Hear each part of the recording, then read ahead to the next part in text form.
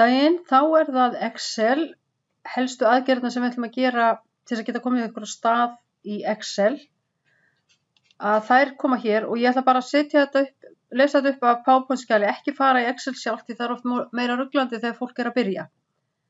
Þannig að við byrjum bara að í fyrsta lagi þá þarf að átta sig á mismuninum á Word og Excel að því leyti að Word bara blað með engum línum sem við sjáum ekki, meðan að Excel dálkar og reitir eins og rúðustrik og bók.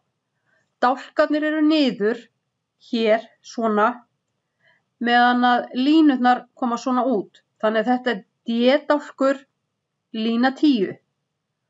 Og ef ég tek þennan kassa hér, þá ég komin yfir í H-dálkinn og línu 7. Sem þá H7 myndi þessi heita. Eftir dálkinum og eftir línunúmerinu. Og þetta mjög mikilvægt þegar við förum að vinna með formúlurnar, af því þær fara eftir því hvar textin okkar staðsettur, í hvaða röð eða í hvaða dálki og í hvaða línu. Og það mjög mikilvægt að vera svolítið fljótur og átta sig á þessu hér. Hvernig þetta leggur til. Það hægt að stækka þetta allt saman og minnka bara með því að draga til maður fer þá undir línuna, maður ætlar að minnka línuna, ef maður ætlar að taka dálkinn þá fer maður í viðkomandi dálk og dregur hann til. Eitt sem þarf að passa sig á það þarf ekki að passa sig á því. Það sem reitirnir sem á skjánum, þeir sjást ekki þegar maður prentar út, nema maður byrji sérstaklega það með að setja kassa utanum. Eins og þetta núna, þá þetta þegar maður prentar þetta út, þá kemur þetta út eins og autt blað með texta á, bara eins og Word. Formúluhnappurinn og formúlulínan, það þetta hér. Þetta litla sem heitir FX, það formúluhnappurinn. Ef maður smellir á hann, þá opnar maður fyrir alls konar formúlu sem maður getur leitað í eða sett bara beint inn. Og formúlulínan, að það þessi lína hér. Þannig ef ég smelli á einhvern kassa sem hér, einhvern reit G2, smelli á hann, það sýnir hann mér strax hvað í línunni. Texti eða formúla Það nákvæmlega það sem hann sýnir, ekkert annað. Þegar textin skrifaður, þá fer hann bara í einn reit. Þannig að ef ég að skrifa til dæmis nafnið mitt og ég að skrifa það í E7, það það sem ég byrja að skrifa, og ég skrifa Anna Kristín Halldórsdóttir, og þá sjáu þið, textin fer yfir 3 reiti, en í rauninni þá hann bara í einum. Þannig ef ég hoppa svo yfir í F, sem næsti, og skrifa Borgarhússkóli þar, að þá fer það yfir nafnið mitt. Vegna þess að það fer þá á bakvið. Það alls ekki tínt, en ég þyrfti þá að stækka með því að fara í E-dálkinn á milli og stækka þetta þannig að allur textin sem hér í reitnum að hann sjáist. Þannig að þó að fari svona yfir allt saman, þá hann bara í þessum skilgreinda reit. Já, þannig að ef hann fer undir annan reit, þá þarf að stækka reitina í línuna og þá annarkvort tvísmellir maður með smella tvisvar, þá stækkar hún eins mikið og ég þarf.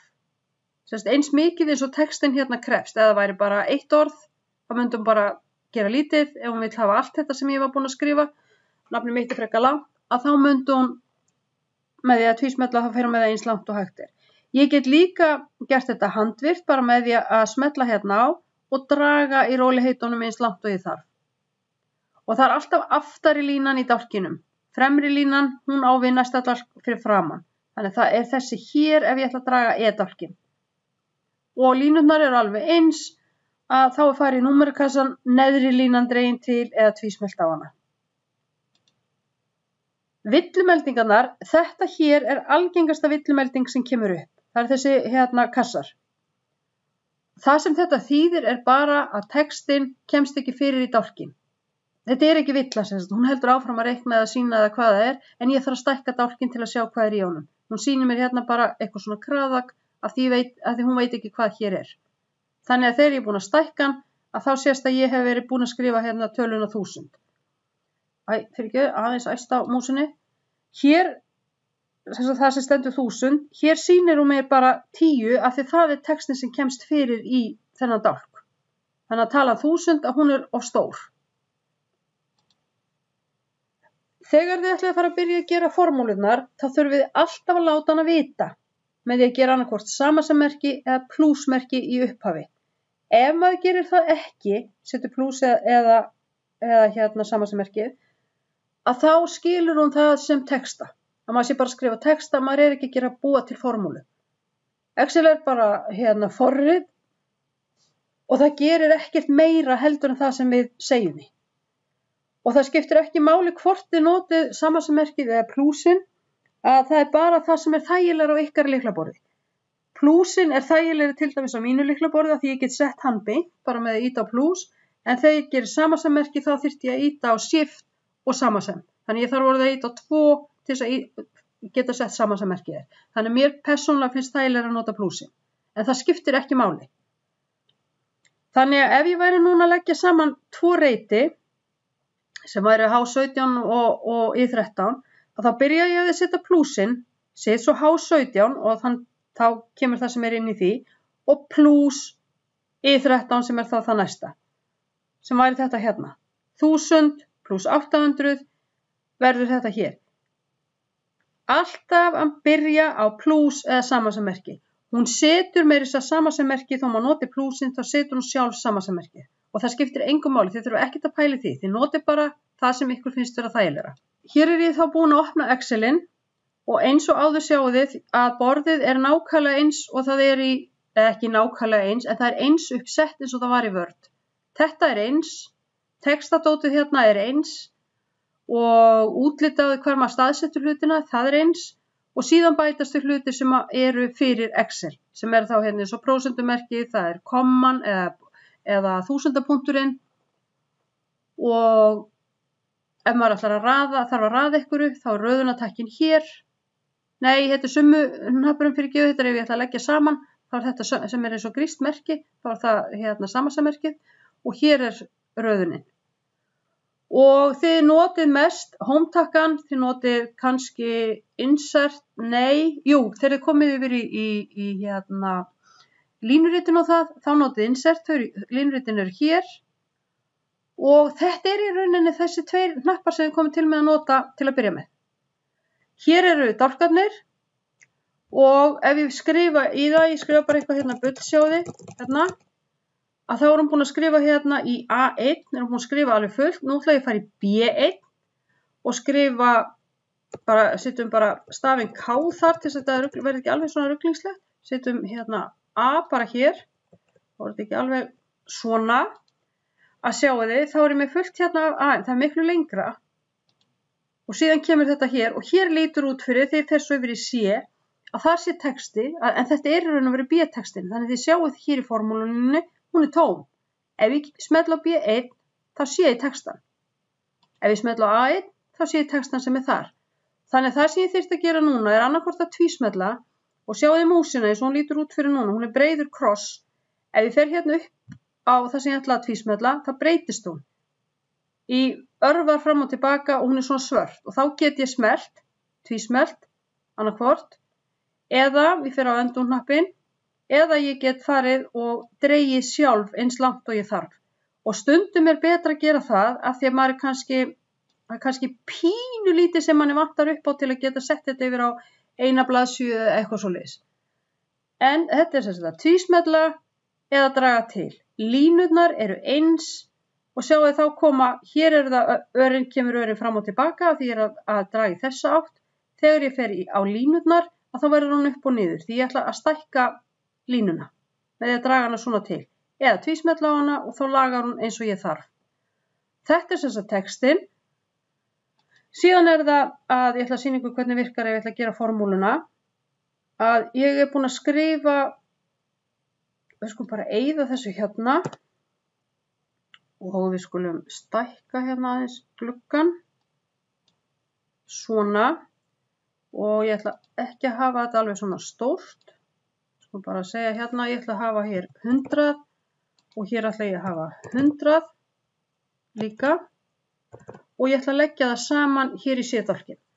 Þá get ég, ef ég ýti núna á plúsin, þá get ég sett plús A1 með smetla á hnappinn og nota tab-hnappinn. Það mikilvægt. Ekki nota enter-hnappinn, nota tab-hnappinn.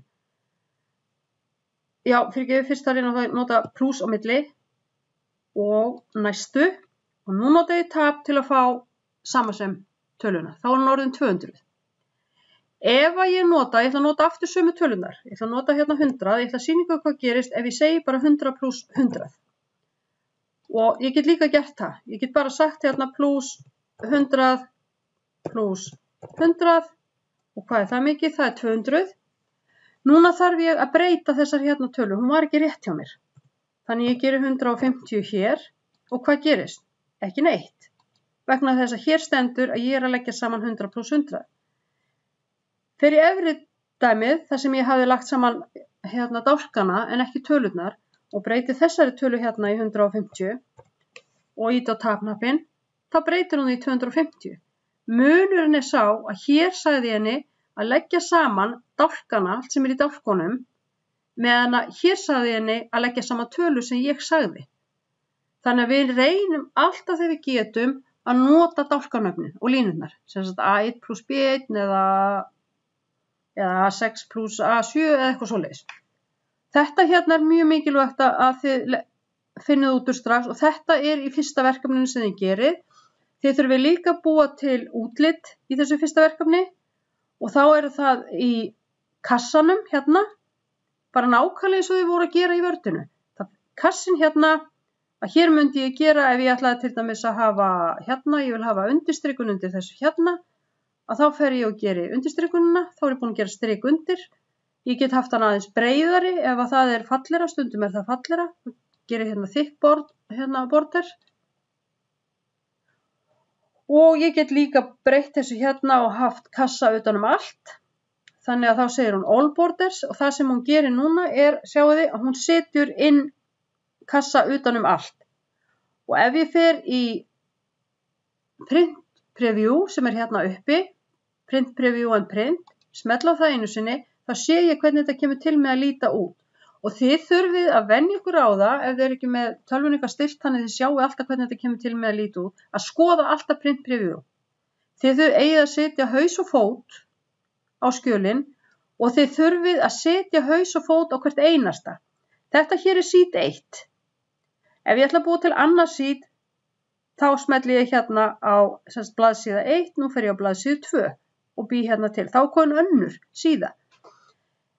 Mismunurinn á Word og Excel er að þetta er bara, Wordið er í raun og veru eins og mappa með fullt af litlu blaðsíðum í. Þannig ef ég ætla að prenta þetta út, og ég er stödd hérna, þá prentar hún bara sheet 1, ekki sheet 2, af því ég hef ekki sagt henni það. Þannig að ef ég er hér í sheet 2 eins og ég er núna og ætla að gera eitthvað þar, að þá er það orðið alveg sérskjal, þannig ég þarf að setja haus og fót aftur á það. Það er ekki nóg að setja það bara í fyrsta skiptið og þið eruð í flestu tilfellum að vinna með 3 til 4 skjöl í hverju workbook. Þannig að þið þurfið að passa rosalega vel upp á haus og fót. Til að setja haus og fót inn þarf að fara í Insert og það þarf að velja hnappinn sem heitir Text, sem er hérna aftast. Þar undir er haus og fótur. Þannig ég smelli á hann og þá kemur hann hérna svona þrífættur eins og hann var í hérna Wordinu og þið eigi að skrifa eitthvað í alla gluggana. Og eins og áður þá er mér sama hvað þið skrifið hérna í en ég vil fá í alla gluggana. Og ef það er fótur að þá setjið þið hérna fótinn ef hún vill það. Það kemur bara fram í hverju verkefni fyrir sig. Ég veit ekki hvort ég þarf að segja svo mikið núna til að, ég held að ég sé komið með svona til að koma ykkur af stað. Já, jú, það er hérna þessi Merge and Center hnappur sem að þið komið til með að þurfa að nota til að búa til hérna fyrirsagnirnar. Það sem hún er að meina með því er að ég ætla að hafa, segjum að ég væri hér með fyrirsögnina, bara hér man ekki hvað þetta heitir þessi fyrsti verkefni, það er sumar eða eitthvað svoleiðis og svo væri hérna einhverjar tölur hérna, fullt af tölum og hér fullt af tölum sem þið svo vinna með og leggja saman og eitthvað svona dót og alltaf með það. Ég vil fá fyrirsögnina, ég vil ekki fá hana, sjáu þið, svona hérna út á enda. Það er betra að hún væri, eða fallera, að hún sé yfir textanum. Þannig það sem ég þarf að gera að ég þarf að eyða þessu hérna. Þannig ég þarf að velja þetta hér, þrennt, þegar ég gera þetta svona grátt og fara í hnappinn sem hér með örfunum fram og tilbaka og heitir Merge and Center. Smetla á hann einu sinni, þá eyðir hún hinum dálkunum sem voru hérna og býr til einn stóran. Þannig að núna þá lítur hún út fyrir að vera komin með þetta, sjáu þið, yfir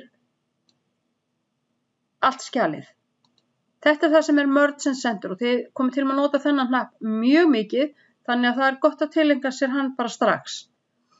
Pröfið þetta fram og tilbaka, þið eigið að raða inn, þannig að þetta sé hérna vinstri jafnað, hægri jafnað inn í dálkunum, þið eigið að gera bil fyrir framan og annað og þetta allt saman útskýrt mjög nákvæmlega í bókinni.